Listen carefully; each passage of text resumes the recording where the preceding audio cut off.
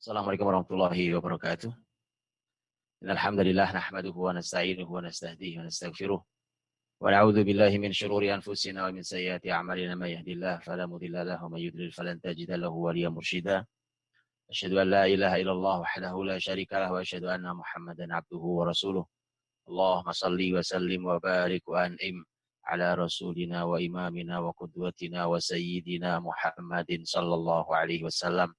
وعلى آله وصحبه أجمعين سبحانك لا علم لنا إلا ما علمتنا إنك أنت العليم الحكيم اللهم أعز الإسلام والمسلمين اللهم أعز الإسلام والمسلمين اللهم أعز الإسلام والمسلمين.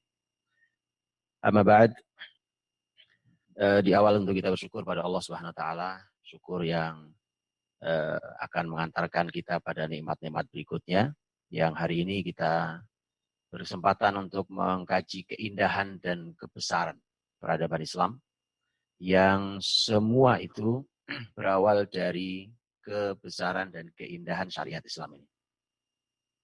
Dan jazakallahu khair pada beberapa semua orang yang peduli terhadap sejarah ini, karena sesungguhnya inilah cara yang paling efektif untuk membangun generasi ini. Karenanya siapapun tahu bahwa kalau ingin menghancurkan muslimin, maka buatkan penghalang yang kokoh agar mereka ketika menengok ke belakang tidak melihat apa-apa. Hari ini kita ingin membuka dan ingin menyampaikan bahwa kalau muslimin menengok kepada sejarah masa lalunya, maka dia akan melihat kebesarannya. Dia akan melihat keindahannya, dan itulah yang akan memberikan semangat muslimin untuk kembali hadir dan kembali menghadirkan apa yang telah dilakukan oleh generasi kita yang dahulu.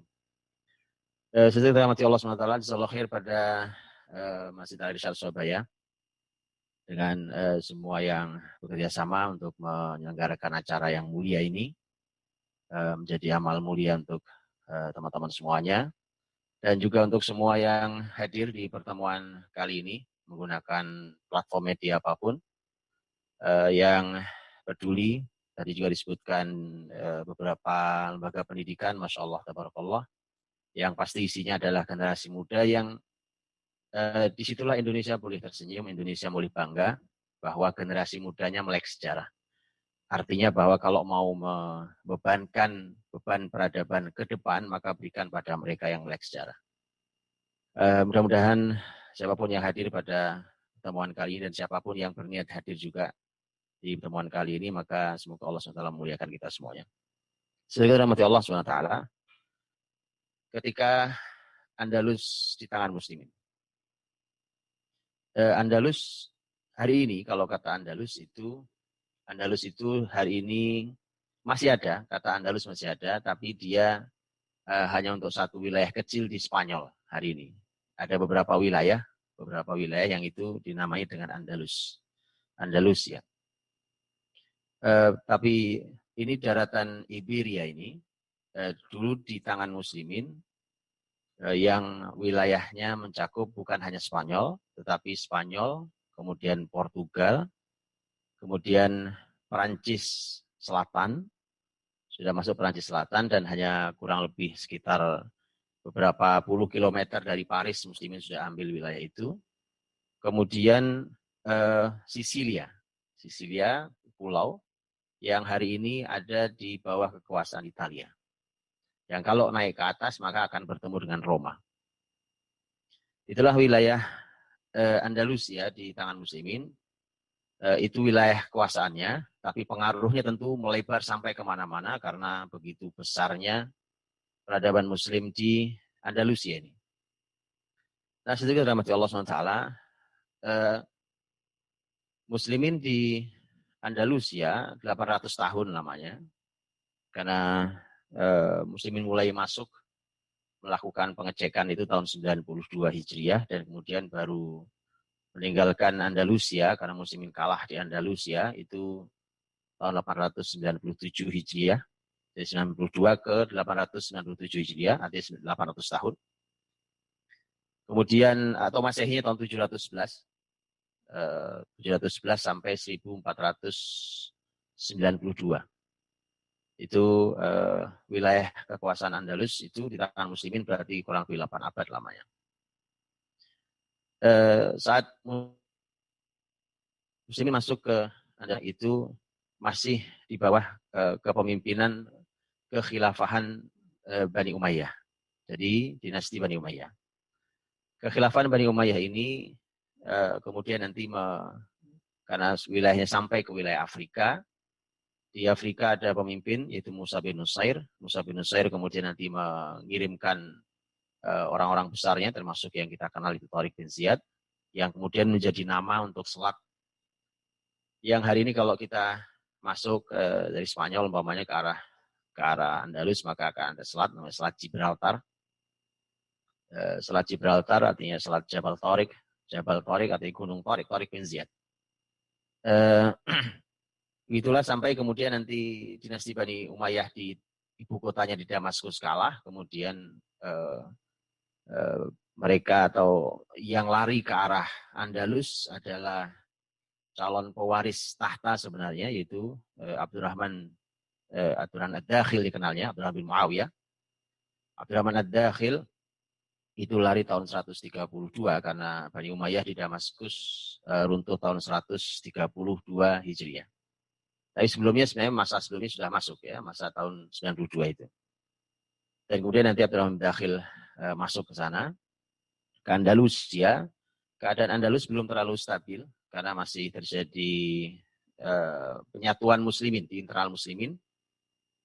Di tangan Abdurrahman Ad-Dakhil rahimahullah ta'ala, kemudian terjadi kekokohan dan persatuan yang luar biasa. Kemudian berganti dengan dinasti baru, dinasti yaitu Kekhilafahan Bani Abbasiyah. Bani Abbasiyah ibu kotanya pindah ke Irak, ke Baghdad, dan kemudian kemudian akhirnya nanti akan ada dua kekuasaan besar. Sebenarnya Baghdad mencoba untuk mengambil Andalusia dari tangan Bani Umayyah, tetapi di masa Abu Ja'far al-Mansur rahimahullah ta'ala, ternyata Andalusia terlalu kokoh, akhirnya kemudian berdiri mereka bersamaan. Di timur ada kekhilafahan Bani Abbasiyah, dan di barat ada keamiran Bani Umayyah. Dan Andalusia tidak mengaku sebagai kekhilafahan, pemimpinnya tidak mengaku sebagai khalifah sepanjang kurang lebih 300 tahun, karena di sebelah barat, di sebelah timur di Andalusia itu sudah di sebelah timur yaitu di Baghdad itu sudah ada kekhilafahan Bani Abbasiyah dan pemimpinnya adalah khalifah. Tapi nanti di masa Abdurrahman An-Nasir yang memimpin dari tahun 300 sampai 350 Hijriah, baru kemudian disitulah Abdurrahman An-Nasir menyampaikan atau menyebut dirinya sebagai khalifah. Menurut Abdurrahman An-Nasir bahwa di wilayah timur itu kekhilafahan Islam sudah mulai melemah, dan artinya bahwa Bani Umayyah memiliki adab yang tinggi untuk tidak menyebut dirinya khalifah karena di timur sudah ada khalifah. Itu ringkasnya, singkat kata, dari secara kurang lebih perjalanan kepemimpinannya. Kemudian nanti di Andalus mengalami tiga fase besar, yaitu fase di mana muslimin dari mulai masuk sampai nanti zaman berakhirnya dinasti Bani Umayyah di barat, saya Bani Umayyah di Andalusia. Kemudian nanti berganti itu masa penyatuan yang luar biasa. Kemudian nanti berganti dengan Al-Muluk wa Tawaif, itu pecah. Jadi negeri-negeri Andalus Islam itu pecah masing-masing, ada pelajaran mahal di sana. Kemudian nanti yang ketiga terakhir sekali nanti adalah kebesaran Granada secara mandiri, karena Granada bertahan sangat lama setelah negeri-negeri pecahan-pecahan Andalusia itu sudah berguguran satu persatu dan jatuh ke tangan Kristen, pasukan Kristen dari utara, yaitu Castile dan Aragon. Baik, teman-teman rahmati Allah, saya tidak membahas itu. Kalau itu latar, supaya kita tahu dulu latar, nanti saya bicara tentang Andalus, nanti kita perlu tahu latar, itu latarnya, ya. Yang nanti ketika Andalus runtuh, tahun 897 atau 1492 Masehi itu sudah runtuh, dan terakhir kota yang dimiliki adalah Granada. Itu Muslimin sudah memiliki dinasti yang baru di muka bumi, kekhilafan yang baru yang usianya sudah 200 tahun, jadi sudah kuat. Yaitu dinasti Turki Utsmani sebagai dinasti terakhir. Baik. Pembahasan saya tentu bukan pembahasan di wilayah itu. Sekali lagi ini adalah latar saja. Tapi saya lebih ingin menyoroti tentang apa karya Muslimin di peradaban Andalus. Ketika Andalusia di tangan Muslimin. Sesuai rahmati Allah Subhanahu wa Ta'ala, Muslimin itu hadir dimanapun, itu menggunakan kaidah inna fatahna laka fatham mubina. Sesungguhnya kami, kata Allah, membuka. Fatahna laka. Kami membuka untukmu, wahai Muhammad. Inna fatahna laka fatham mubina. Pembukaan yang nyata. Kata fath. Karenanya di akhir, termasuk surat yang turun terakhir juga adalah surat An-Nasr. Idza jaa nasrullahi wal fath. Ketika datang pertolongan Allah, nasrullah wal fath. Fath artinya membuka. Istilah itulah yang dikenalkan Allah di dalam Al-Quran untuk Nabi Muhammad SAW. Karenanya istilah itulah yang lebih disukai oleh Muslimin setelah Rasulullah SAW. Yang kemudian ketika Muslimin masuk ke sebuah negeri yang baru, menguasai wilayah musuh, maka disebutnya futuhat atau fath. Jamak dari kata fath, jamaknya futuhat, artinya membuka. Penguasaan, apalagi penjajahan, itu bukan ruh Muslimin. Karena kalau babnya adalah hanya menguasai, maka itu bukan Muslimin. Ini sebenarnya PR pertama kita hari ini, bahwa kita dimanapun kita berada, di sebuah tempat, di sebuah organisasi, di sebuah negara, di sebuah kelompok, di sebuah jamaah, mestinya ketika kita membuka satu wilayah baru itu, mesti jangan penguasaan. Yang menyebabkan kekacauan hari ini sebenarnya adalah karena kita ini bergaya penjajah. Yaitu kita masuk ke sebuah tempat sebenarnya menguasai, ingin menguasai. Padahal semestinya kita masuk ke sebuah tempat itu membuka, fath, membuka. Bukan menguasai. Kalau menguasai, banyak orang tersinggung. Apalagi yang punya rumah. Kan? Karena dia merasa kehilangan kekuasaan. Tetapi membuka. Nah, futuhat ini di Andalusia akan sangat terlihat nyata. Disinilah bedanya antara penjajahan dengan futuhatnya Muslimin. Kalau penjajahan seperti yang kita lihat di Indonesia ini dijajah oleh Belanda sangat lama. Dijajah lama oleh Belanda, kita tidak ditinggali apa-apa ini. Ya, paling ditinggali gedung-gedung itu. Kita bahasa saja tidak ditinggali oleh Belanda.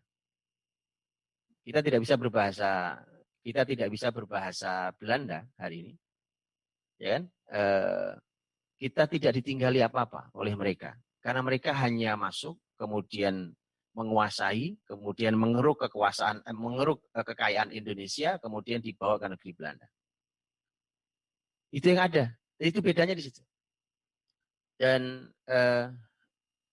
Anda kalau melihat bahwa Muslimin itu kalau masuk ke sebuah negeri melakukan futuhat. Mereka masuk ke sana, mereka buka wilayah sana, kemudian mereka buka hati masyarakatnya dengan hidayah, mereka buka akal masyarakatnya dengan ilmu, mereka buka kehidupan ini sampai dimakmurkan. Itu futuhat, bukan. Muslimin kalau sudah masuk ke sebuah negeri mereka bertanggung jawab. Bukan hanya datang mengeruk. Tapi masuk sangat bertanggung jawab, kemudian hadir di masyarakat itu. Muslimin menjaga wilayah itu, mengajari masyarakatnya, membimbing masyarakatnya, sampai Muslimin rela mati untuk mempertahankan negeri itu. Siapapun yang mengganggu dan melindungi masyarakat yang ada di tempat itu. Itulah karakter Muslimin.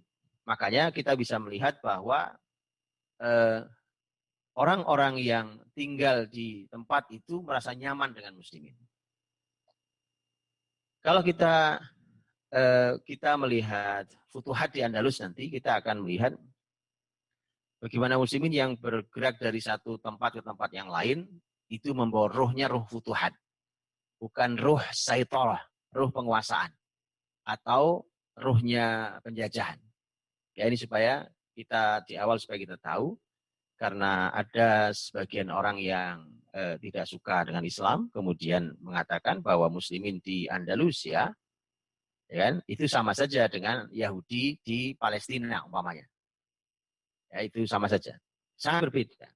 Anda silahkan pergi ke Palestina hari ini dan lihat bagaimana perilaku orang-orang Zionis Israel, bagaimana perilaku mereka, dan bacalah sejarah Andalus, dan bukan hanya Andalus. Bukan hanya Andalus, negeri manapun yang ada, bahkan masih ditinggali oleh muslimin apapun sampai hari ini. Bukan hanya gedungnya. Gedung itu pasti. Gedung, istana, jembatan, apa segala macam masih ada semua. Bukan hanya itu. Ada tuh masih lihat bahwa hari ini bahasa Arab adalah bahasa yang paling luas jangkauan bahasanya. Ya, ketika sesungguhnya Arab itu ya hanya di Jazirah Arab itu. Begitu kita sudah masuk wilayah Syam bukan wilayah Arab. Syam itu dulu ada di sebagian ya, nanti ada wilayah Arabnya, tapi dia banyak dipengaruhi oleh Romawi Bizantium. Jadi mereka sudah bercampur di sana, bahkan nanti naik lagi ke atas sudah bukan Arab lagi.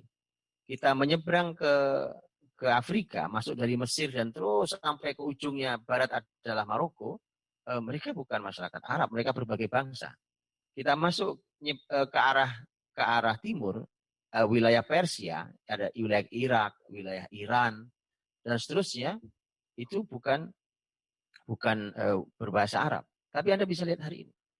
Irak masih berbahasa Arab, Mesir masih berbahasa Arab, ya Syam masih berbahasa Arab, sampai ujung Maroko orang masih berbahasa Arab. Andai tidak keluar aturan tahun 1499 Masehi, Andai tidak keluar aturan bahwa bahasa Arab dilarang di Spanyol, saya yakin orang Spanyol berbahasa Arab sampai hari ini. Tapi karena keluar aturan itu dan kebencian mereka terhadap muslimin sampai pada mereka ingin menghapus sampai pada bahasanya. Ya, mengapa sampai segitu bencinya menghapus sampai bahasanya? Karena tadi bahwa muslimin ini tidak bisa dipisahkan dari bahasa Arab karena kitab sucinya, bahasa hadis Nabi adalah bahasa Arab dan kitab-kitab ulama Islam ditulis dalam bahasa Arab. Dan seterusnya. Jadi teman-teman, rahmati Allah sesering berbahagia. Jadi inilah futuhat yang dilakukan oleh muslimin di wilayah Andalusia. Dan futuhat jelas sangat berbeda dengan sekedar penguasaan, apalagi penjajahan. Yang penjajahan itu harus dihapuskan dari muka bumi, karena itu menghadirkan kezaliman bagi masyarakatnya. Nanti akan saya tunjukkan bahwa ketika nanti muslimin pergi, ya ini saya sampaikan dua kalimat di depan. Yang pertama adalah sejarawan Prancis yang menyesali kekalahan muslimin di perang Bilatus Syuhada. Bilatus Syuhada di dalam bahasa sejarawan Islam itu namanya Bilatus Syuhada, perang Bilatus Syuhada. Perang Bilatus Syuhada itu dipimpin musliminnya oleh orang besar Masya Allah, yaitu Abdurrahman Al-Ghafiqi rahimahullah ta'ala. Itu dari mulai wilayah Andalusia itu masuk sampai ke wilayah Perancis. Melewati pegunungan Breneh, kemudian masuk ke wilayah Perancis. Itu muslimin di Bilatus Syuhada itu kalah. Padahal di kota-kota sebelumnya menang dengan sangat luar biasa. Tapi di Bilatus Syuhada muslimin kalah. Dan itu pelajaran sendiri kalau dipelajari tentang perang itu. Tapi itu kemudian disesali oleh sejarawan Eropa hari ini. Andai muslimin tidak kalah di Bilatus Syuhada, maka Eropa akan bangkit lebih cepat. Andai muslimin tidak kalah di perang Bilatus Syuhada, maka Eropa akan bangkit lebih cepat. Karena Eropa bangkit terlambat sekali. Ya, kita tahu yang mereka sebut-sebut dengan dengan kebangkitan Eropa ya, setelah masa kegelapan mereka. Dan nanti satu lagi saya jelaskan di belakang bahwa begitu muslimin meninggalkan wilayah Andalusia, dan ini yang berkata seorang peneliti dan dosen di Amerika di beberapa kampus termasuk di Harvard University, namanya James Dickey. Ada tulisan-tulisan James Dickey tentang penelitiannya di Andalusia. Dia mengatakan bahwa tidaklah berlalu 2 abad, 200 tahun, ya, dari kekalahan muslimin di Andalusia, kecuali hutan-hutan rusak, tanah-tanah gersang dan mengering. Jadi hanya begitu muslimin pergi, 200 berikutnya sudah hancur itu hutan-hutan Andalusia, kemudian tanah-tanah gersang dan mengering. Kenapa? Karena yang membangun itu muslimin. Jadi muslimin masuk sebuah negeri membangun, bukan menyedot kekayaan kemudian pergi tanpa tanggung jawab. Itu tidak ada. Perilaku kita sebagai muslim mestinya perilaku futuhat, bukan perilaku penjajah. Masuk ke sebuah tempat, ya kita keruk kekayaan tempat itu, kemudian kita pergi, kita rusak, tidak tanggung jawab, itu perilaku penjahat namanya. Dan itu perilaku penjajah yang oleh Undang-Undang Dasar Indonesia saja kita punya itu dihapuskan harus dari muka bumi. Ya. Jadi perilaku muslimin adalah hadir di sebuah tempat dan dia memberikan kemaslahatan, kebaikan di tempat itu, melakukan semua, membuka semua bidang, dan kemudian bahkan dia bersama masyarakatnya membela tempat itu, bahkan dia rela mati di tempat itu. Itu muslimin. Nah, saudara dirahmati Allah Subhanahu wa taala, saya ingin memulai dari ini, saya akan melewati beberapa bidang kehidupan yang kita bisa lihat nanti di dalam kitab-kitab Andalus ya, dan buku-buku tentang Andalus sangat amat banyak. Teman-teman yang bisa membaca literatur di dalam bahasa Arab, ada sangat amat banyak kitab-kitab berbahasa Arab, ya, yang berbahasa lain juga ada, tapi yang lebih banyak yang berbahasa Arab tentang Andalusia. Baik buku-buku yang sudah sangat tua ataupun buku-buku yang hari ini yang masih ditulis dan sangat amat melimpah bukunya. Andalusia tentu begitu muslimin masuk ke sana, maka muslimin selalu kaidahnya adalah Al-Quranul Karim. Selalu menggunakan urutan kaidah Al-Quranul Karim. Kita tahu bahwa yang pertama kali ayat turun adalah surat Al-Alaq. Iqra' bismi rabbikal ladzi khalaq. Bacalah dengan nama Rabbmu yang menciptakan. Maka muslimin begitu masuk sebuah negeri, maka yang dibangun adalah ilmunya. Maka dibangunlah ilmunya, membaca, nanti dikenalkan ilmu, kemudian dikenalkan Islam, Al-Quranul Karim, syariat ini, terus itu dikenalkan ilmu. Sampai nanti kalau ilmu syariat sudah, nanti akan merambah pada ilmu-ilmu manfaat dunia yang lainnya. Ini selalu muslimin dimanapun menggunakan cara-cara yang sama dengan cara seperti itu. Karena perlu diketahui bahwa Eropa saat itu termasuk Andalus saat itu, mau Spanyol, Portugal, Perancis atau manapun, itu wilayah gelap. Wilayah yang tidak ada ilmu, mereka hidup dengan cara barbar. Ini barbar negatif ya, bukan suku barbar yang mulia yang nanti juga menjadi bagian besar di dalam peradaban Andalus ya. Mereka orang-orang Eropa saat itu tidak usah bicara tentang peradaban, mereka tidak tahu bahkan hal yang sederhana. Mereka kalau saya sering sampaikan, mohon maaf ini hal yang sederhana dalam hidup kita, tapi mereka tidak mengerti. Mereka tidak mengerti bagaimana caranya buang air yang baik. Buang air besar, buang air kecil. Mereka tidak tahu gimana caranya yang baik. Ya, kita tahu, jadi kalau ada hari ini, Masya Allah, tabarakallah, hari ini ada peradaban kamar mandi. Gitu ya. Ada kamar mandi, ada WC, kemudian ada air di sana, kemudian diatur sedemikian rupa. Itu peradaban Islam murni. Orang Eropa tidak mengerti, mereka tidak mengerti apa-apa tentang hal itu. Jadi urusan kamar mandi saja tidak mengerti. Ya, mereka buang air kecil besar di sepanjang jalan kota London, Inggris itu, yang hari ini gemerlap itu dulu hanya susunan gubuk-gubuk yang mohon maaf sekali lagi sepanjang jalan adalah kotoran manusia. Itu yang ada hari itu. Ya. Dan betul-betul bahwa muslimin hadir di Andalusia adalah merupakan cahaya dan keberkahan bagi seluruh daratan Eropa. Sampai hari ini. Jadi tidak ada kebangkitan Eropa. Kalau Amerika itu belakangan ya. Jadi kita tidak bicara Amerika karena Amerika itu sebenarnya belakangan saja. Ya, lebih dulu Eropa. Jadi Eropa, Amerika yang hadir bangkit hari ini tidak lain dan tidak bukan adalah merupakan cahaya dan keberkahan muslimin di Andalusia. Itu yang memulainya. Terlepas bahwa mereka mengakui atau tidak mengakui itu nomor sekian. Tapi pembuktian itu bahkan bukan hanya diakui oleh muslimin, bahkan oleh ilmuwan mereka pun diakui. Ya, nanti silakan. Saya sampaikan ini teman-teman bukan hanya untuk menyanyikan lagu indah di masa lalu. Ya, karena kita seringkali menyampaikan ini kemudian kita bilang itu kan masa lalu. Nah, tetapi bayangkan orang yang biasa hidup dengan sejarah seperti ini, itu Masya Allah, tabarakallah, dia akan muncul dalam dirinya itu kebanggaan pada Islam. Dia tidak akan menjadi masyarakat yang kalah di hadapan musuh Islam sehingga mengeluarkan kalimat yang selalu negatif tentang Islam dan muslimin. Karena dia orang yang selalu membanggakan syariat ini. Tidak sedikit-sedikit kemudian dia katakan bahwa ini kan kita hidup bersama-sama, jadi saya kira jangan menyinggung perasaan. Nah, Islam ini, bacalah peradaban Islam, kita akan tahu bahwa keberagaman itu sangat dijaga oleh syariat ini. Sangat dijaga oleh syariat ini.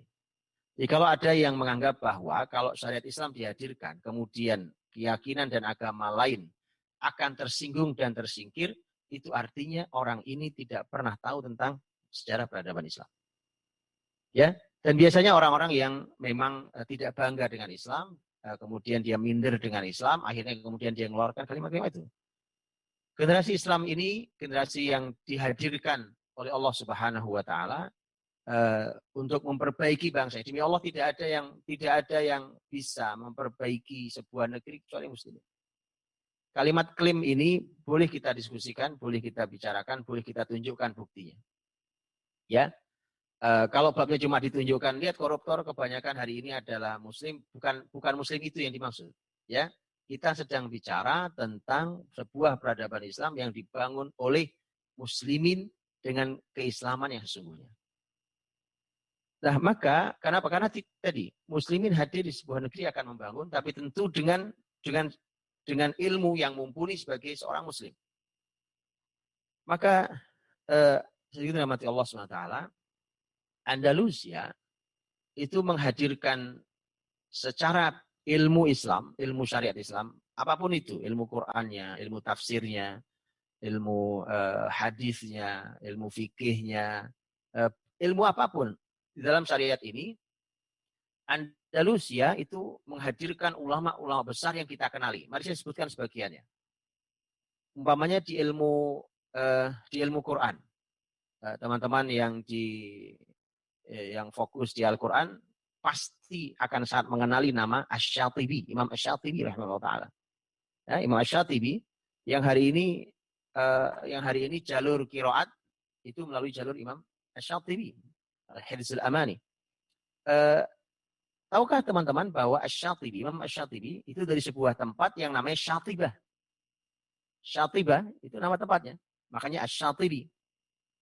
Itu imam besar di ilmu qiraat. Ya, di ilmu Al-Quranul Karim.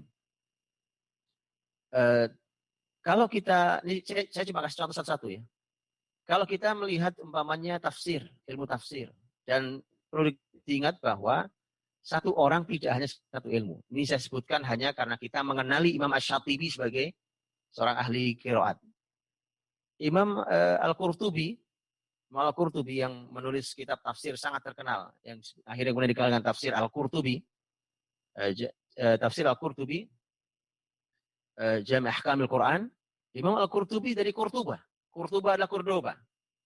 Al-Qurtubi ya, adalah penulis kitab tafsir sangat terkenal, yaitu tafsir Al-Qurtubi.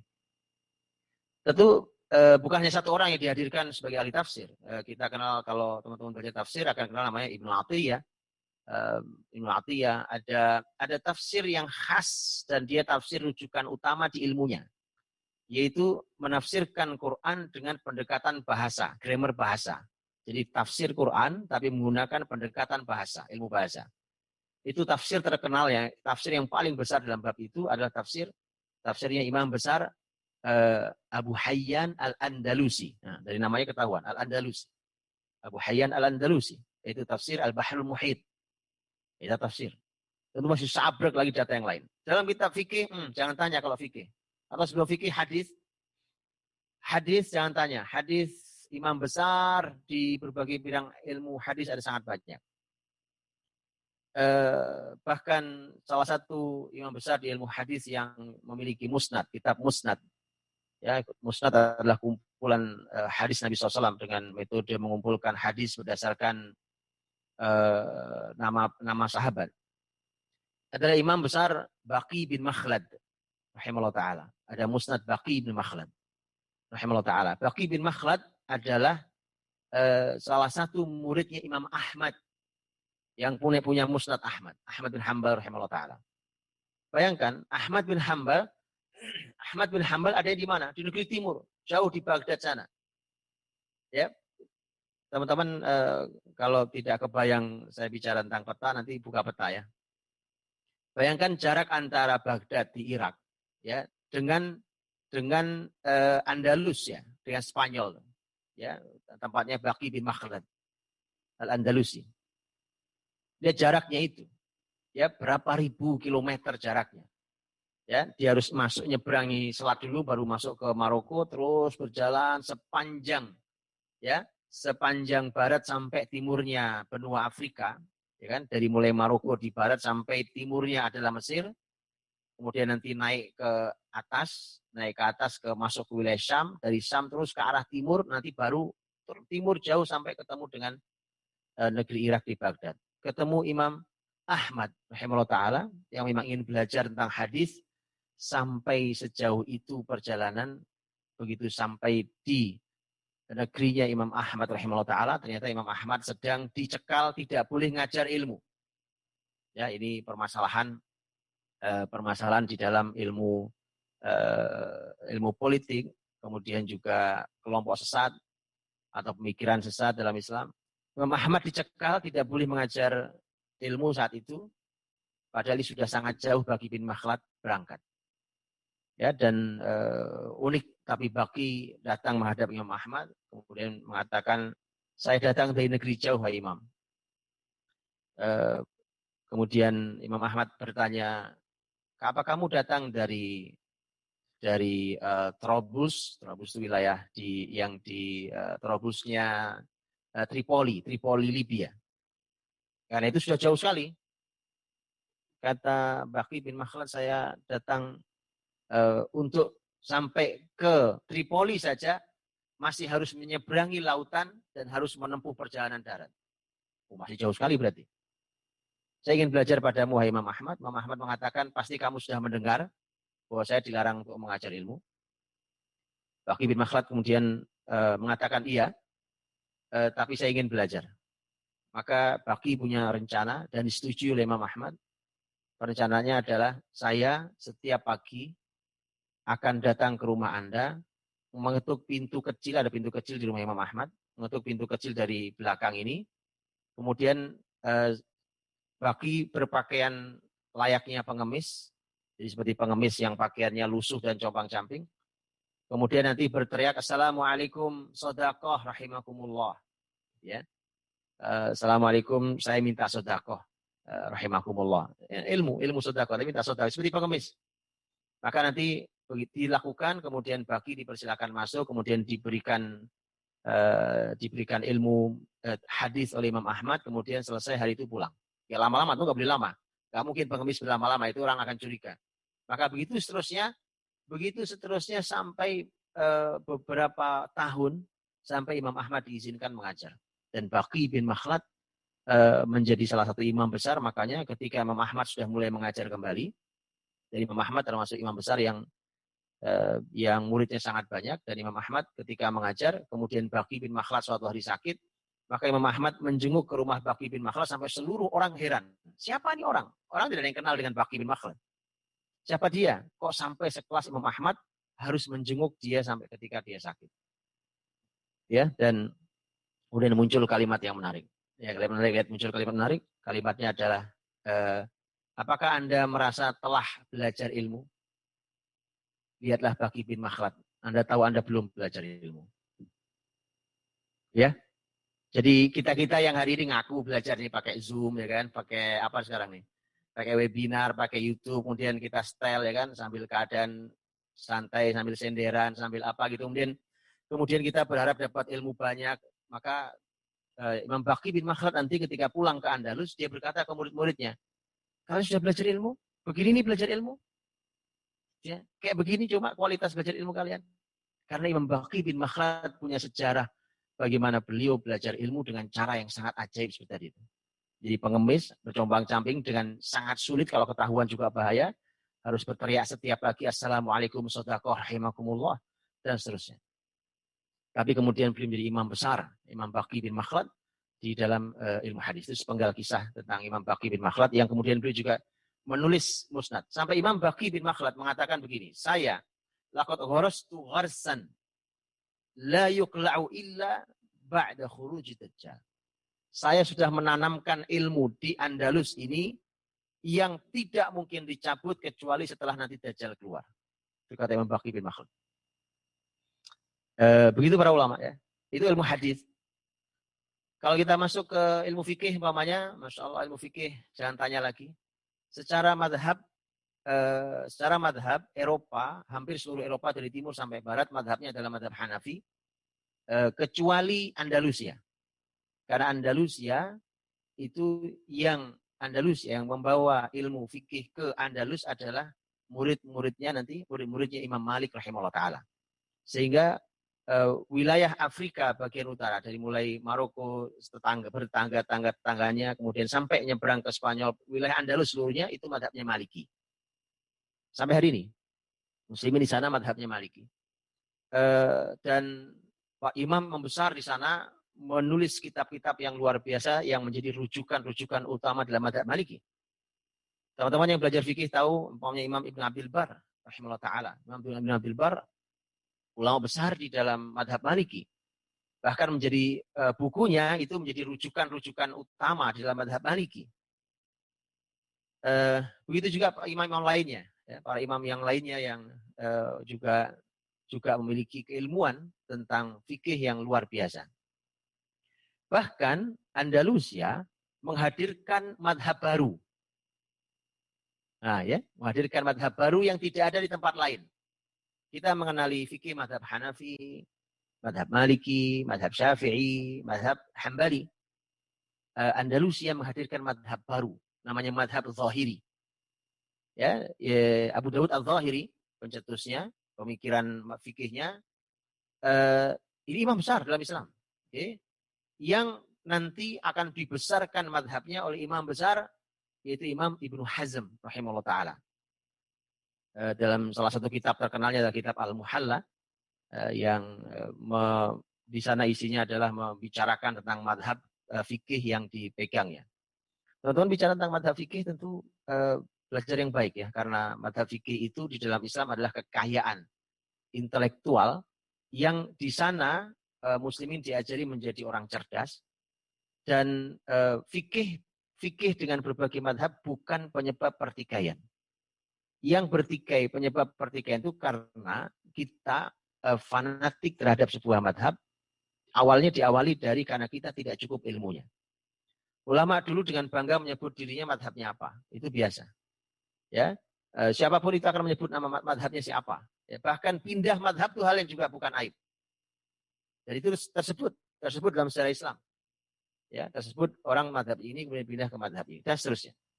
Kan itu adalah karya-karya para ulama kita, rahimahullah. Umpamanya di ilmu apalagi? Ilmu bahasa umpamanya. Ilmu bahasa.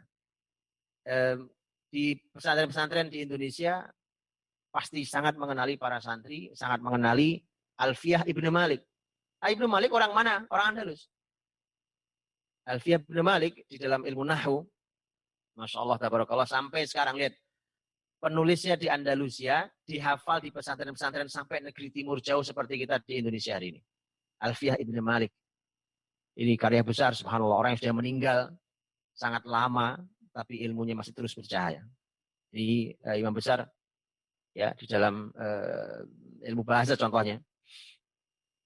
Begitu seterusnya, teman-teman rahmati Allah, ini hanya sekilas tentang bahwa dalam ilmu syariat, di berbagai bidang ilmu apapun, ternyata muslimin di Andalusia memiliki karya-karya yang karya mereka tidak tanggung. Bahkan sampai hari ini dia menjadi rujukan utama di berbagai bidang ilmu. Kemudian, di ilmu-ilmu manfaat yang lainnya, selain ilmu syariat, yaitu ilmu-ilmu umum yang lainnya, Masya Allah, tabarakallah, silahkan dibicarakan, nggak ada habisnya. Andalusia. Kalau menurut Imam Asy-Syafi'i rahimahullah ta'ala, Imam Syafi'i mengatakan bahwa ilmu yang terbaik setelah ilmu al-adyan adalah ilmu yang berhubungan dengan al-abdan. Setelah ilmu yang berhubungan, yang urusannya ilmu agama, ilmu yang terbaik setelahnya adalah ilmu yang berhubungan dengan badan manusia. Nah, badan manusia ini, ilmu badan manusia ini diantaranya ilmu kedokteran. Makanya dahulu Imam Syafi'i sudah marah-marah dari zaman dulu, ya kan? Beliau marah dengan kalimatnya bahwa kalian serahkan ilmu kedokteran ini kepada Yahudi dan Nasrani. Itu sampai Imam Syafi'i lihat. Imam Syafi'i bukan dokter. Beliau sebagai imam besar dalam berbagai macam ilmu agama, tetapi beliau tidak dikenali sebagai seorang dokter. Beliau sampai harus peduli dan marah ketika muslimin mengabaikan ilmu kedokteran itu, kemudian diserahkan pada Yahudi Nasrani. Efeknya apa? Efeknya banyak. Kita kehilangan banyak hal. Ya, kehilangan banyak hal.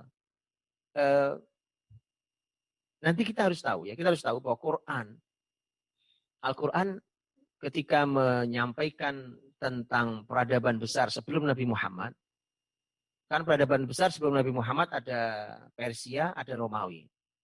Tapi dalam Al-Quran yang ada adalah surat Ar-Rum, surat Romawi. Tidak ada surat Al-Furs, surat Persia. Betul ya? Di Quran tidak ada surat Persia, tapi ada surat Romawi. Mengapa? Karena Romawi ini adalah ahlul kitab. Persia bukan ahlul kitab. Sehingga ini pelajaran buat Nabi Muhammad SAW yang juga diberikan oleh Allah Alkitab. Dan di surat Ar-Rum itu Allah SWT menyampaikan di antaranya, ayatnya menyampaikan tentang bahwa orang-orang kafir itu Allah menyampaikan ya'lamuna zahiram minal hayatid dunya wa hum 'anil akhirati hum ghafilun. Mereka itu hanya tahu zahirnya ilmu dunia ini. Zahiram minal hayatid dunya. Jadi kehidupan dunia ini mereka cuma tahu zahirnya saja, kulitnya saja. Dan mereka lalai dalam urusan akhiratnya. Makanya banyak masalah yang tidak bisa diselesaikan. Karena itulah pentingnya muslimin. Pentingnya muslimin di situ pentingnya. Jadi generasi muda yang hari ini hadir di kajian ini, jangan heran kalau hari ini banyak hal nggak bisa diselesaikan. Contohnya pandemi ini, ya kan? Banyak hal tidak bisa diselesaikan. Ya, karena Quran sudah mengatakan itu. Ya'lamuna zahiram minal hayatid dunya. Pokoknya ilmu itu kalau diserahkan dan tidak dipegang muslimin, yang terbaca hanya kulitnya saja. Nanti kalau kita dijawab, kalau jawabnya begini, lah muslimin gimana diserayung hari ini? Ya, itu masalah kita berarti. Selesaikan dulu urusan pribadi muslimin, ya sebagai muslim, kemudian ambil alih kembali ilmu-ilmu itu, karena itu akan manfaat. Itulah kenapa Syekh Abdul Hasan Ali An-Nadwi rahimahullah ta'ala itu sampai menulis buku itu sangat lama rahimahullah. Beliau dalam bukunya itu judulnya adalah Madza khasiral alam bin hitatil muslimin.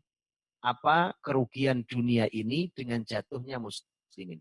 Jadi muslimin itu ketika jatuh, yang rugi bukan cuma muslimin. Muslimin itu kalau jatuh, yang rugi seluruh alam ini rugi. Kenapa rugi ini contohnya?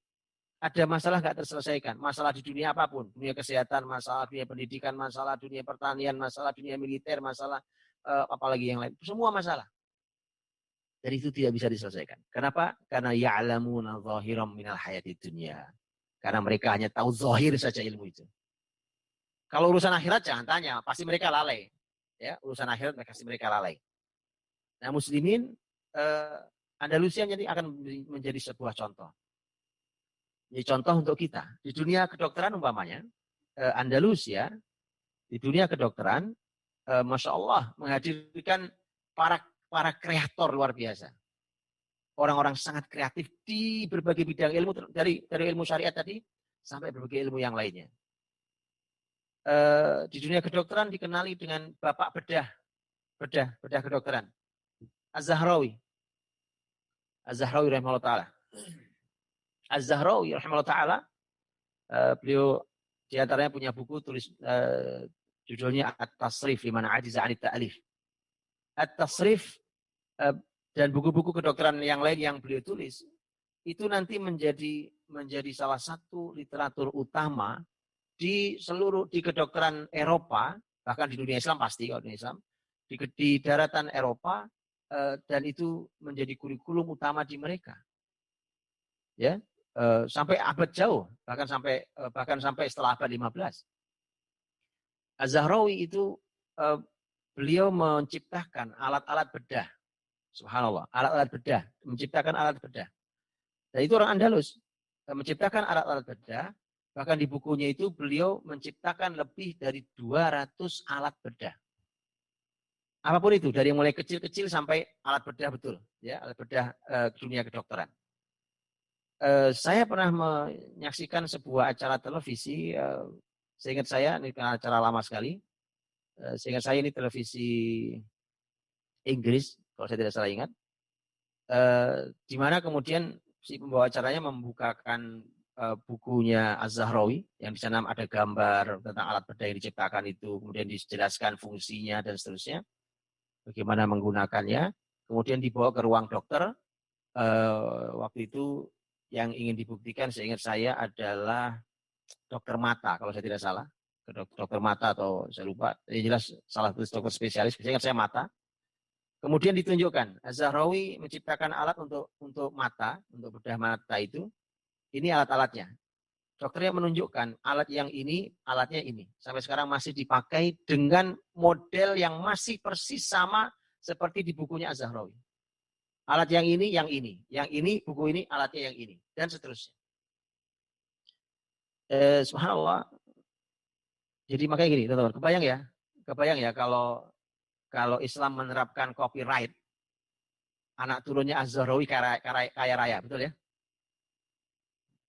Anak turunnya Az-Zahrawi akan sangat kaya raya kalau muslimin kenal dengan istilah copyright. Karena setiap orang yang membuat alat harus izin ke keluarganya Az-Zahrawi dan harus membayar sejumlah uang, karena itu dulu yang menemukan adalah bapak mereka itu Az-Zahrawi. Tapi karena muslimin nggak kenal itu. Ya, itu salah satu dokter bedah yang luar biasa. Dan ada sangat amat banyak melimpah pakar-pakar kedokteran di Andalusia. Orang-orang Eropa, raja-raja Eropa dahulu, itu kalau masyarakat Eropa sampai raja-rajanya itu kalau mau belajar, itu satu, dan mau berobat mereka ke Andalusia. Mereka nggak pergi ke negeri kota-kota yang lain di wilayah mereka. Mereka non-muslim tentu, non-muslim, mereka pergi ke Andalusia.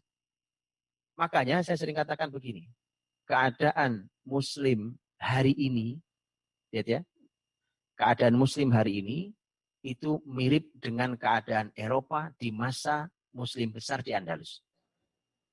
Saya ulang kalimat saya. Ya, keadaan muslim hari ini itu mirip dengan keadaan Eropa saat muslimin besar di tangan, saat Andalus besar di tangan muslimin.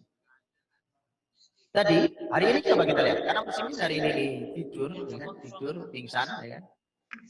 Alhamdulillah sudah mulai menggeliat bangun generasi mudanya. Ya perlu dipeluk oleh orang tua, bukan malah dijatuhkan. Ketika hari ini kita sekolah, kita bahkan mungkin berobat, ya kan, orang yang punya uang, mereka akan pergi ke negeri-negeri yang sekolahannya canggih-canggih, peralatannya juga canggih-canggih, keilmuannya juga lebih maju dan seterusnya. Itu persis seperti keadaan Andalus ketika di tangan muslimin. Orang-orang Eropa, raja-raja Eropa, orang-orang yang punya harta mereka, kalau mereka mau menyekolahkan anak mereka, mereka kirim ke Andalusia. Kalau mereka mau berobat, mereka pergi ke rumah sakit yang ada di Andalusia. Ya, itu apakah kemudian Muslim memaksa mereka untuk keluar dari agama mereka kemudian masuk Islam? Tidak. Tidak. Bahkan ini bukti keberagaman itu sangat dijaga oleh syariat ini. Jadi orang-orang yang Islamofobia itu orang-orang yang ketakutan betul kalau syariat ini hadir. Itu jelas orang-orang yang punya masalah Islamofobia. Ya, itu punya penyakit, mereka takut terhadap Islam. Islam sangat menjaga. Bayangkan bahkan salah satu lulusan Andalusia nanti begitu pulang menjadi paus. Nggak tanggung-tanggung, bukan cuma pendeta biasa. Jadi salah satu paus di Katolik Roma adalah lulusan Andalusia. Ya, nggak ada orang kemudian belajar ke Andalus, ke kampus-kampus Islam, kemudian dipaksa untuk murtad. Nah, nggak ada itu. Dijaga betul, silahkan. Kalau mau beribadah dengan versi agama, silahkan. Dan seterusnya. Ini menjadi catatan penting untuk siapapun yang ketakutan terhadap syariat. Anda tidak sadar bahwa Anda sedang terkena Islamofobia itu. Baik, jadi Andalus saat itu menjadi pusat peradaban ilmu, sehingga kampus-kampus besar, kemudian rumah sakit yang istimewa dengan para pakar yang luar biasa. Sekali lagi bahwa bayangkan alat yang dibuat Az-Zahrawi, ya kan, berabad-abad yang lalu itu masih bisa kita saksikan di ruang-ruang dokter. Bisa bayangkan itu. Ya. Itu di salah satunya di ilmu kedokteran, ya. Tentu sekali lagi saya cuma menyebut satu-satu contohnya karena itu bidang yang sangat besar. Ya, kalau Anda cek tentang spesialisasi. Dahulu contohnya spesialis mata, Al-Kahal. Itu berapa banyak buku-buku kedokteran yang dihasilkan dari tangan-tangan muslimin di Andalusia. Mau bidang apapun, umpamanya bidang ilmu, hari ini kita nyebutnya ilmu nabati, tentang tanaman. Bukankah bapak ilmu nabati adalah Ibnul Baitor? Ibnul Baitor yang dahulu ilmu tanaman itu, ya, ilmu tanaman itu dulu juga tergabungkan dengan ilmu kesehatan. Karena dahulu obat-obat itu diambil dari tanam-tanaman itu. Makanya terhubung sangat erat. Jadi pertanian itu selain dia pangan, dia adalah ilmu yang terhubung sangat erat dengan ilmu kesehatan, itu satu. Dan bahkan dia terhubung dengan sangat erat kalau hari ini dengan ilmu arsitektur. Ya, kok bisa arsitektur? Iya, karena ada di dunia ilmu arsitektur namanya ilmu landscape, ya kan? Ilmu landscape hari ini itu ilmu pertamanan segala macam itu kalau di dunia Islam dahulu hanya merupakan salah satu ilmu pertanian. Ilmu landscape itu. Nanti mungkin kita bisa bahas di belakang ada waktunya. Jadi Imam ilmu besar dalam ilmu tentang tanaman, tentang nabati itu adalah Ibnu Baitor. Ibnu Baitor itu salah satu bukunya itu membahas tentang 1.400 tanaman. Dari 1.400 itu 300 itu tanaman baru yang ditemukan oleh Ibnu Baitor. Dijelaskan tentang pohonnya seperti apa, kemudian seperti apa karakternya, dia manfaatnya apa, bahayanya apa, dan seterusnya. Itu ilmu tentang tanaman. Begitu juga umpamanya kalau kita beralih kepada ilmu-ilmu lain. Contohnya adalah ilmu arsitektur atau ilmu tentang bangunan, ya, arsitektur bangunan. Kalau kita pergi ke Masjid Nabawi hari ini, atau kalau ada yang belum pergi, mudah-mudahan segera pergi ke sana. Itu kita bisa melihat, nanti lihat di foto-fotonya yang belum ke sana, lihat ya, bangunan lengkung-lengkung itu di dalam Masjid Nabawi, ya, lengkungnya, bahkan dengan warna-warni belangnya itu, gambar-gambar warna belangnya di dalam Masjid Nabawi, Anda boleh cek. Itu persis sama dengan model Masjid Jami' Cordoba. Persis sama. Nah, itu muslimin dulu yang buat sejak zaman dahulu. Ya, jadi muslimin itu menemukan metode tentang, karena saya belum lama diskusi dengan teman-teman arsitek bahwa lengkung itu, gitu ya, melengkung itu ternyata masya Allah adalah itu bukan hanya sebuah keindahan, tetapi di sana ada ilmu arsitektur sebagai penahan beban bangunan yang terbaik dan seterusnya. Ini bangunan ini bisa kita lihat. Umpamanya kalau kita bicara tentang gedung-gedung menjulang tinggi hari ini. Di kota-kota besar cenderung gedungnya menjulang tinggi seperti di negeri kita juga sama. Bangunan menjulang tinggi itu bisa kita saksikan di Andalus. Sudah sangat awal, sudah sangat lama ini. Ya. Bayangkan ada bangunan yang dibangun setinggi kurang lebih 90 meter. 90 meter itu kalau bangunan hari ini sudah berapa puluh lantai. Itu sudah ada. Muslimin dulu sudah membangun di Andalus itu. Ya, itu menara Masjid Raya Cordoba, ya, itu berapa tingginya yang dipakai oleh Abbas bin Firnas untuk terjun, manusia pertama di muka bumi yang terbang niru burung. Ya, itu Abbas bin Firnas. Dan seterusnya. Maka bangunan luar biasa. Arsitekturnya, bangunannya luar biasa. Muslimin menciptakan teknologi-teknologi di dunia arsitektur, dunia teknologi yang lainnya juga sangat luar biasa. Yang sangat terkenal adalah Istana Al-Hamra di Al-Alhambra nyebutnya kita. Qasrul Hamra atau Istana Al-Hamra di Granada. Yang salah satunya yang terkenal adalah yang saya sering sampaikan ada patung kepala singa ya. Ada 12 patung kepala singa di dalamnya, dalam istana itu yang melingkar begitu, yang dari setiap mulut kepala singa itu keluar air. Yang itu sebenarnya jam. Setiap berganti 1 jam ya, maka dia akan keluar dari jadi kalau satu mulut singa itu seterusnya sampai 12. Jadi kalau sekarang ini jam 12 umpamanya, maka akan keluar air dari 12 mulut singa. Itu teknologi muslimin ditanam di situ. Kemudian begitu muslimin kalah di Granada, maka itu dibongkar oleh orang-orang Spanyol non-muslim, dibongkar, mereka penasaran ingin tahu ini mesinnya bagaimana di bawah tanahnya. Begitu mereka bongkar, kemudian alat itu rusak. Kabarnya sampai hari ini belum bisa diperbaiki. Bayangkan tuh, ini katanya zaman canggih teknologi hari ini, ya, sampai hari ini itu belum bisa diperbaiki. Bagaimana sistem caranya keluar itu dari segala macam itu masih belum bisa diperbaiki.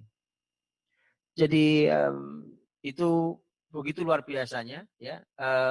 Kisah Al-Hamra adalah kisah yang kalau dari sisi arsitektur bangunan sangat ajaib. Kita tahu hari ini untuk mendapatkan air dari bawah tanah, umpamanya itu dari bawah atau sungai di bawah, itu kan pasti menggunakan pompa, ya kan? Bayangkan Andalusia itu di bawah, Andalusia itu kan di atas di bukit, ada sungai kurang lebih turun ke bawah itu kurang lebih 100 meter kalau ditarik, ini 100 meter. Ada sungai disebut dengan Sungai Daro, itu air 100 meter ditarik ke atas 100 meter itu, ke bukit tanpa menggunakan mesin. Gimana caranya? Hari ini mesin biasa tidak mungkin mengangkat air setinggi itu. Dia perlu mesin yang tidak biasa. Zaman dulu muslimin tidak perlu menggunakan mesin untuk bisa mengangkat itu ke atas. Karena kan orang di atas ada tinggal ribuan orang dan perlu air. Itu teknologi muslimin, subhanallah. Ya kan? Muslimin mengalirkan air berkilo-kilo menembus beberapa bukit. Berkilo-kilo itu untuk sampai ke Qasrul Hamra, Istana Al-Hamra itu. Dan itu adalah merupakan keahlian teknologi muslimin. Dan begitu seterusnya di berbagai bidang ilmu. Ya, di Istana Al-Hamra itu dulu para ilmuwan Islam ketika mau meletakkan di mana kursi raja. Jadi raja duduk di istananya itu duduk di kursi. Ketika datang, maka siapapun yang datang, kalau dia lawan, dia akan langsung punya rasa takut. Kalau dia kawan, maka sang raja terlihat sangat wibawa.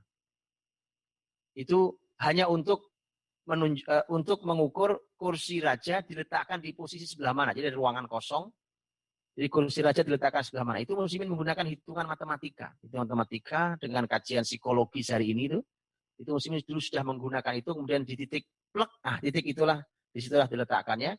Siapapun yang masuk, maka dia akan punya rasa bahwa sang raja begitu wibawa. Ya, sehingga kalau dia musuh, maka dia tidak akan berani macam-macam. Kalau dia teman, dia kawan atau apa, atau relasinya, maka dia akan semakin menghormati sang raja, dan seterusnya. Baik, begitulah, dan di contohnya apa lagi yang lain? Contohnya pokoknya di ilmu lingkungan hidup hari ini. Ilmu lingkungan hidup umpamanya. Itu muslimin dahulu, itu Masya Allah. Di Cordoba dan di kota-kota Islam dahulu, di Andalusia, itu jalanannya terang seperti jalanan kita hari ini. Malah jalan kita hari ini ada yang gelap, ya kan? Ada yang gelap, jalannya bolong-bolong, ya kan? Apalagi kalau musim hujan, Masya Allah. Andalusia itu tata kotanya luar biasa. Luar biasa. Ya, berkilo-kilo panjangnya itu tidak ada yang gelap. Jadi sepanjang itu. Jadi ini bayangkan, ini pembicaraan bukan zaman sekarang. Kalau zaman sekarang mungkin kita berpikir normal. Itu kita bicara tentang zaman itu. Bahkan ada pengawasan negara tentang kebersihan lingkungan umpamanya. Ya, hari ini kita ada yang kumuh sebagian lingkungan. Ini kebersihan lingkungan. Di sana bahkan ada kontrol dari negara. Kebersihan lingkungan, baik jalanannya tidak boleh membuang sampah sembarangan, setiap rumah harus menjaga rumahnya masing-masing, dan seterusnya. Ada banyak yang berubah. Begitu tidak menggunakan pendekatan Islam, pasti banyak yang berubah. Ya, termasuk nanti umpamanya di membangun kota atau tata kota itu. Ya, membangun perumahan, rumah-rumah kita hari ini itu tidak menggunakan pola-pola yang diterapkan oleh muslimin ketika mereka membangun tata kotanya dahulu, atau membangun perumahan, atau membangun lingkungannya, atau membangun rumahnya. Nanti sebagian mungkin kita bahas di belakang. Karena muslimin itu wajib tahu jam waktu sholatnya, ya, maka dia atau waktu ibadahnya yang lain, maka muslimin itu akan sangat peduli dengan masalah waktu. Karena itulah musliminlah yang menemukan tentang jam, yang membuat jam. Muslimin sangat peduli dengan ilmu falak yang berhubungan dengan bintang, dengan bulan, dengan kita lihat ilmu falak, astronomi hari ini menyebutnya. Abbas bin Firnas yang dikenal sebagai manusia yang pertama terbang di muka bumi ini, manusia pertama yang iseng terbang itu Abbas bin Firnas. Itu kita kenali hanya sebagai seorang penerbang. Jadi pesawat hari ini itu ide dasarnya adalah Abbas bin Firnas. Jauh ratusan tahun sebelum Wright bersaudara yang disebut sebagai orang yang pertama kali terbang. Abbas bin Firnas itu mengkaji burung, jadi murni bahwa manusia terbang itu ide dasarnya adalah ingin seperti burung.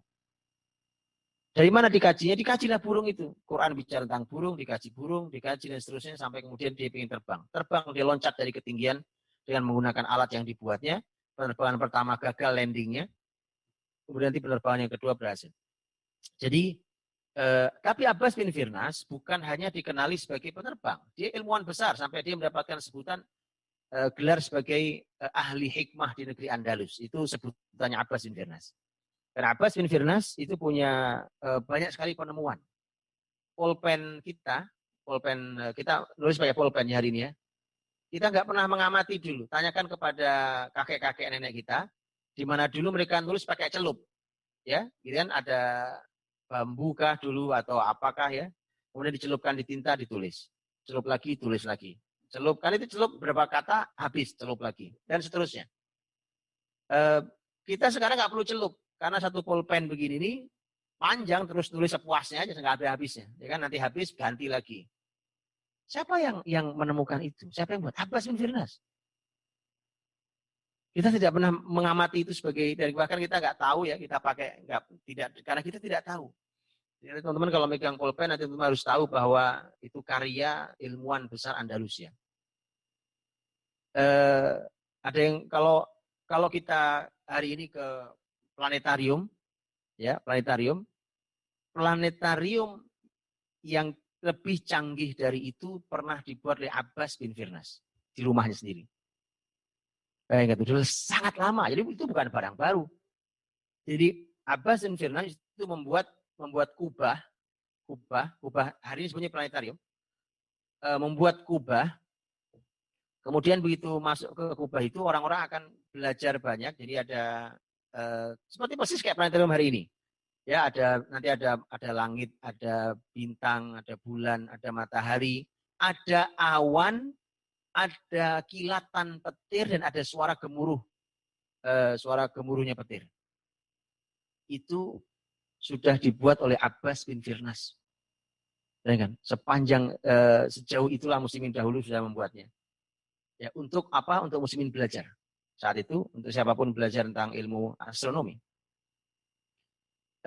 Karena muslimin juga mengurusi karena masalah ilmu, maka muslimin sangat peduli dengan peralatan. Karena tadi peralatan muslimin menemukan peralatan. Dulu kertas itu dibuat di kota Syatibah yang tadi saya bilang Imam Asy-Syatibi. Itu produksi kertas produksi yang disebarkan itu kertas itu ke berbagai negeri. Begitu pula di berbagai bidang ilmu yang lain, apapun itu, ya. Pertanian di Andalusia itu dulu susah panen, dulu negerinya dipegang oleh orang nggak ngerti pertanian. Begitu muslimin masuk, muslimin banyak membawa ilmu pertanian yang diambil dari negeri Syam. Karena pemimpin-pemimpin Andalusia itu kan banyak di awal-awal itu banyak dari dinasti Bani Umayyah yang itu dulu tinggalnya di negeri Syam. Maka kemudian pertanian negeri Syam itu yang dibawa ilmunya ke Andalusia. Dan kemudian muslimin berhasil mengajari masyarakat dan memakmurkan para petaninya karena mereka panen berkali-kali dalam setahun setelah sebelumnya belum tentu sekali dalam setahun ketika mereka panen. Sampai hari ini teman-teman kalau beli minyak zaitun, olive oil itu, ya perhatikan tuh suka ada tulisannya produksi Spanyol, ya Spanyol. Kenapa? Karena sampai hari ini Spanyol sangat amat menjaga pohon-pohon zaitun karena itu ternyata salah satu income ekonomi yang besar bagi negara Spanyol sampai hari ini. Ya, emangnya di Spanyol ada zaitun? Nggak ada. Zaitun itu dibawa dulu oleh para raja Muslim di Andalusia, dibawa dari negeri Syam. Ya, dan sampai hari ini bahkan dia menjadi salah satu income yang besar di negara Spanyol sampai hari ini. Begitu seterusnya, teman-teman dirahmati Allah. Kalau kita mau bicara tentang ilmu di berbagai bidang ilmu, ini cuma sekelumit begitu kecilnya apa yang saya sampaikan hari ini dari 800 tahun muslimin ada di Andalusia. Bukan hanya itu ya, bahkan ini saya kasih contoh ini ada contoh yang mungkin kita mungkin tidak menduga ya. Seni, olahraga itu masya Allah. Kita lihat ya dulu umpamanya hari ini kayak apa ya? Apa namanya itu? Kayak orang akrobat itu, akrobatik gitu ya. Kayak sirkus itu ya, orang jalan di atas tali, jungkir balik, terbang sana sini, yang gitu tonton itu. Nah, itu ditulis dalam buku-buku tentang Andalusia bahwa itu dulu dilakukan oleh sebagian masyarakat Andalusia, masyarakat Muslim Andalusia. Ya, jadi itu mereka itu dulu bagian yang suka mereka lakukan sampai di dalam syair-syair itu diungkapkan bahwa jadi bahasa gini, itu manusia apa laba-laba. Itu adalah burung berbentuk manusia. Ini sampai begitu bahasanya karena memang kemampuan berakrobatik itu. Oleh muslimin juga dulu dijaga, umpamanya kayak kebiasaan yang hari ini suka lihat apa tuh nama itu, matador itu. Matador itu orang bertarung dengan banteng itu, ya dengan banteng itu. Tapi muslimin tetap menjaga syariatnya, karenanya tidak boleh sampai ada yang mencelakai dan seterusnya. Tapi muslimin artinya sampai hal seperti itu pun dilakukan oleh muslimin. Dan Kalau kita lihat umpamanya gini, cikal bakalnya kendaraan, truk, bis hari ini tuh, ya. Dulu orang di sejarah Andalus disebutnya ajal, nyebutnya ajal. Ajal itu sebenarnya ini roda itu. Tapi nyebutnya orang-orang hari ini sebenarnya arobat. Arobat itu sebenarnya kayak gerobak cikal bakal itu. Tapi kalau dibaca di sejarah Andalus itu kita tahu dia bukan gerobak-gerobak dorong buat ngangkut pasir itu, bukan. Karena ternyata itu seperti kendaraan, seperti mobil hari ini. Bahkan ada yang digunakan untuk mengangkut hal yang besar, berarti seperti truk hari ini. Ya, karena disebutkan bahwa pernah digunakan untuk mengangkut pohon yang besar sekali, yang diangkut dari sebuah tempat, itu harus ditarik dengan menggunakan 70, jadi menggunakan tenaga 70 binatang yang kuat-kuat. Artinya itu teknologinya. Bahkan lebih dari itu untuk mengangkut orang. Mengangkut orang yang persis kayak bis hari ini. Jadi sekelompok orang ada di dalamnya, ya mereka duduk di tempat kayak mobil hari ini. Kemudian dia bergerak. Ya, jadi itu sudah dilakukan oleh muslimin sejak zaman dahulu. Baik. Ya itu sebagian data. Bahkan ada yang unik-unik. Ini juga kegemaran muslimin juga ya di antaranya. Di Andalus itu rumah-rumah apalagi istana raja. Rumah-rumah itu senang sekali piara burung dulu. Piara burung, jadi keindahan suara burung itu. Wallah alam, saya tidak tahu burungnya apa, tapi kalau dilihat terjemahan hari ini, itu ada burung disebutnya burung zarzur atau burung kalau zamannya zarazir. Zarzur itu kalau diterjemah hari ini itu jenis burung jalak, Pak. Burung jalak itu hari itu. Tapi saya tidak tahu, ini yang ahli pakar perburungan mungkin bisa memberikan masukan. Apa bisa burung jalak itu ngomong kayak burung beo? Karena di dalam literatur tentang sejarah Andalus, burung zarzur itu atau tadi mungkin burung jalak itu ternyata bisa ngomong seperti burung beo. Tapi bukan burung beo, karena beo mereka tahu juga. Zarzur itu bisa dilatih untuk bicara, bahkan ini indahnya ya. Indahnya kita hari ini godain cuma mengajarkan kepada burung beo itu cuma ucapan selamat pagi, assalamualaikum, gitu ya ucapannya. Kadang-kadang nyaci maki orang, kadang-kadang maki-maki orang. Ini karena orang Arab senang dengan syair, burung beo itu diajari burung zarzur itu diajari bersyair. Diajari bersyair. Contohnya dalam kitab Nafhut Trib, ini buku tentang sejarah Andalus, itu Abdurrahman Ad-Dakhil, Abdurrahman An-Nasir. Abdurrahman Nasir ini pemimpin terbesar negeri Andalus. Abdurrahman An-Nasir rahimahullah ta'ala itu beliau pernah suatu hari ingin melakukan fasdu. Teman-teman tahu fasdu ya? Kayak bekam itu, mengeluarkan darah itu dari badan untuk kesehatan. Ingin berfasdu itu. Begitu datang dokter yang ingin yang mengerti fasdu itu, begitu sudah dipegang tangannya sang khalifah ini, Abdurrahman An-Nasir, ingin difasdu, kemudian hinggaplah burung zarzur itu. Hinggap burung zarzur di situ, hinggap di atas sebuah bejana, hinggap di atasnya. Kemudian burung zarzur itu kemudian bersyair dia. Dia ada bunyinya, kayak burung beo tapi ada bunyinya. Ya, bunyinya begini bunyinya.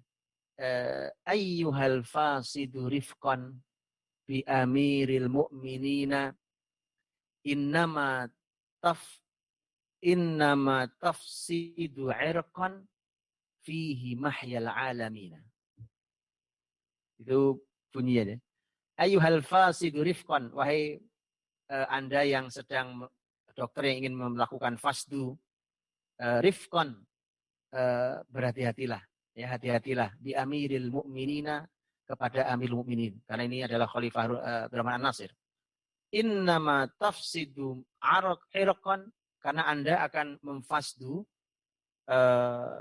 urat, ya, ini urat tubuhnya, irqan fihi mahyal alamina. Ini bukan sembarang urat nih, ini urat yang di situ ada kehidupan seluruh alam ini.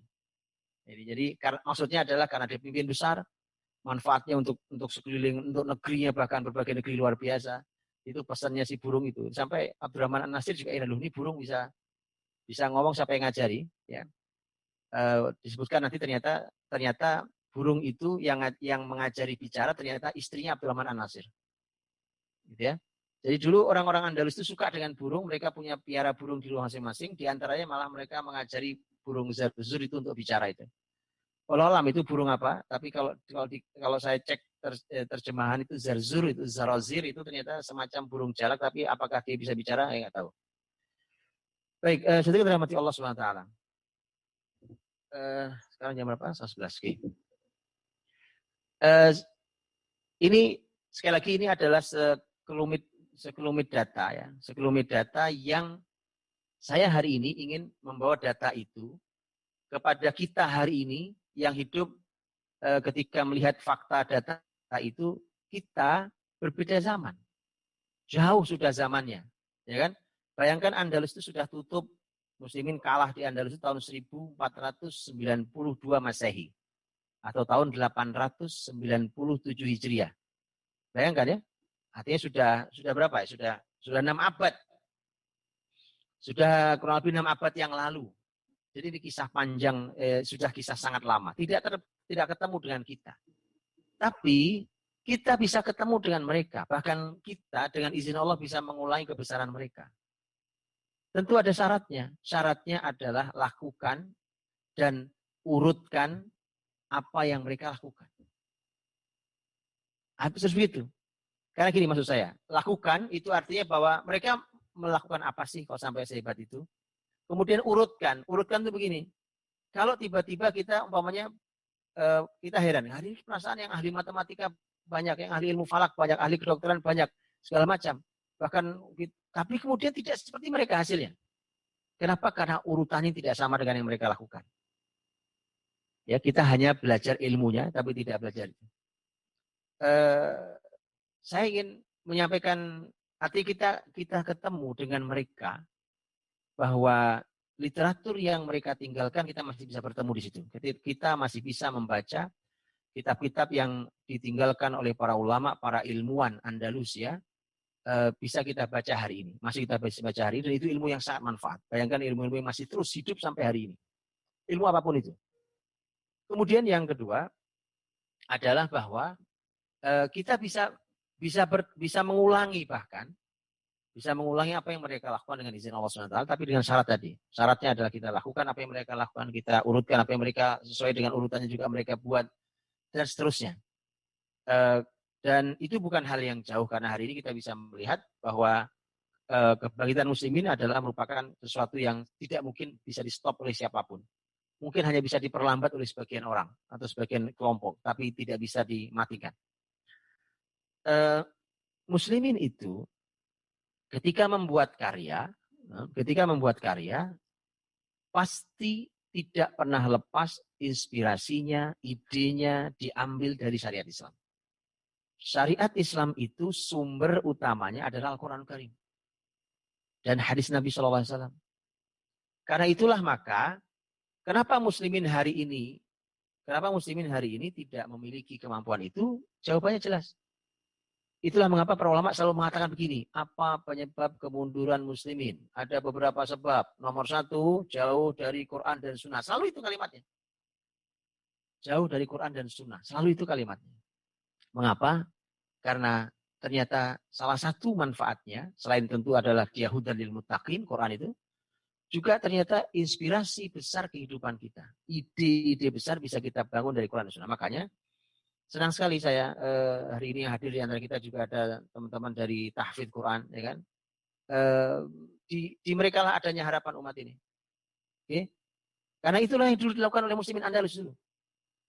Mereka tidak sedang mengorek-ngorek ilmunya Romawi atau ilmunya Yunani. Nah, dari situlah mereka muslimin dahulu belajar. Dari situlah mereka mengawali dulu. Jadi saya tunjukkan sekarang di contoh aplikasi. Saya tunjukkan bagaimana syariat Islam, Qurannya, hadisnya sebagai rujukannya, atau ilmunya, akidahnya, fikihnya, ilmu akhlaknya, bagaimana dia menjadi inspirasi untuk apa yang mereka lakukan di bidang apapun itu. Saya berikan contoh. Tadi saya bicara menyinggung tentang pertamanan, ilmu pertamanan. Ilmu landscape hari ini. Ya, ilmu landscape hari ini itu dan masih dipakai ya kan. Kalau kita lihat taman-taman kota, taman-taman di gedung-gedung, di rumah-rumah, dimanapun ya, itu kan ada ilmunya sendiri. Kita tahu itu ada ilmu sendiri. Eh, Masya Allah, saya bacakan ini kalimat kalimatnya peneliti. Ini seorang yang tadi saya bilang nih, peneliti dari ini bahkan salah satu dosen di Amerika, namanya James Dickey tadi. Eh, Dia banyak meneliti kota-kota di Andalus, meneliti peninggalan peradaban Islam di kota-kota di Spanyol dan sekitarnya. Di salah satu tulisannya dia mengatakan, lihat kalimatnya adalah, bumi ini ketika di tangan muslimin lebih indah dibandingkan hari ini. Nah, ini lihat kalimat James Dickey. Jadi bumi ini ketika di tangan muslimin lebih indah dibandingkan hari ini. Nah, itu yang bicara ahli, ya, orang hari ini yang mengkaji masa lalu. Jadi itu kalau dibayang, subhanallah, muslimin ketika membangun taman, saya belum lama menyampaikan tentang ilmu pertamanan dalam peradaban Islam. Ketika muslimin bicara tentang taman tuh, Andalus salah satu contoh yang luar biasa karena negeri-negeri yang masya Allah subur juga, sehingga pertamanan itu uh, istimewa sekali dan dikagumi. Ternyata dulu di tangan muslimin bumi ini lebih indah. Jadi hari ini itu tidak indah. Kalimat James Dickey, ya kan? Bahwa negeri bumi hari ini tidak indah. Lebih indah ketika dulu di tangan muslimin. Kenapa? Karena keindahan itu syariat Islam. Apa kita lupa dengan hadis kita, hadis Nabi Shallallahu Alaihi Wasallam? Innallaha jamilun yuhibbul jamal. Sungguhnya Allah itu indah dan mencintai keindahan. Itu syariat loh. Jadi keindahan itu syariat. Makanya kalau muslimin kok tidak indah, ya kan? Itu melanggar syariat itu. Ya. Contoh di antara contoh keindahan adalah parfum. Parfum itu kan aroma yang membuat menjadi lebih indah hidup ini. Dan itu adalah syariat. Syariat, ya. Parfum itu adalah syariat dan subhanallah muslimin di Andalusia itu diantaranya meninggalkan ilmu parfum yang hari ini kita tahu. Makanya jangan heran kalau ibu kota parfum di dunia ini ada di Perancis. Jangan heran. Tapi ingat, ilmu parfum itu, ya parfum itu Eropa nggak pernah mandi, jadi nggak kenal parfum dia. Muslimin yang menjadi itu syariat dalam Islam masalahnya. Bukankah buat kaum laki-laki kalau Jumatan ya kan ada sunnahnya untuk pakai ketika dia berangkat Jumatan. Ya begitu juga ketika dia berangkat ke masjid untuk sholat. Ya parfum ini bukan cuma hak laki-laki, perempuan juga ada hak untuk parfum. Hanya ada aturan syariat ya. Jadi itu syariat di dalam agama kita. Kemudian lihat Prancis ditinggali ilmu parfum itu berapa penghasilannya? Parfum itu ya berapa penghasilan parfum di dunia hari ini? Besar, besar sekali. Itu hanya sedikit dari syariat ini. Luar biasa itu. Nah, kembali tadi pada kalimat James Dickey tadi itu, bumi lebih indah ketika bicara tentang pertamanan. Teman-teman tahukah bahwa semua ini berawal, muslimin kenapa sampai sehebat itu? Karena semua berawal dari syariat ini. Tadi saya sudah bilang, parfum itu syariat ini. Maka muslimin berupaya untuk menciptakan berbagai macam hal tentang parfum. Aromanya, sampai mesin distilasi, mesin penyulingan. Ya, mesin penyulingan. Kan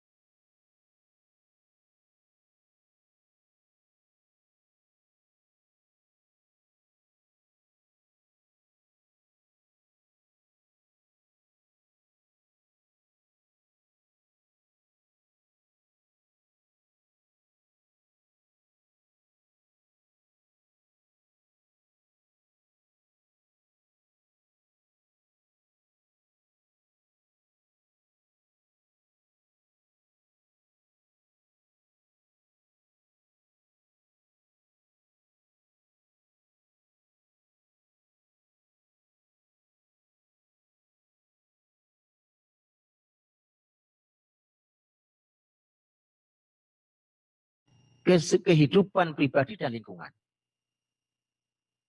Ya, contoh lain. Umpamanya tentang masalah satrul aurah. Dalam bab fikih kita tahu ada namanya satrul aurah, yaitu menutup aurat. Pakaian kita, menutup aurat bukan cuma masalah pakaian, bukankah Rasul pernah menyampaikan tentang masalah minta izin kalau masuk rumah orang? Ya, minta izin, kan kalau kita masuk rumah orang harus minta izin dulu, ngucap salam dulu. Kenapa harus minta izin? Apa kalimatnya Rasul? Innama ju'ila listi'dzan min ajril basar. Minta izin itu disyariatkan karena masalah mata. Nih, mata, gara-gara mata kita ini maka izin itu harus ada. Apa artinya?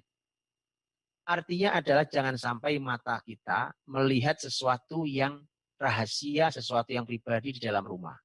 Maka perlu izin, nggak asal masuk. Itu artinya bahwa sitrul aurah, menutupi aurat itu dalam syariat itu hal yang penting. Maka ketika contohnya arsitek ketika membangun rumah, umpamanya membangun ruang-ruang di rumahnya, atau membangun taman, umpamanya, atau membangun apapun, itu dia akan memikirkan bagaimana tetap terjaga auratnya penghuni rumah ini.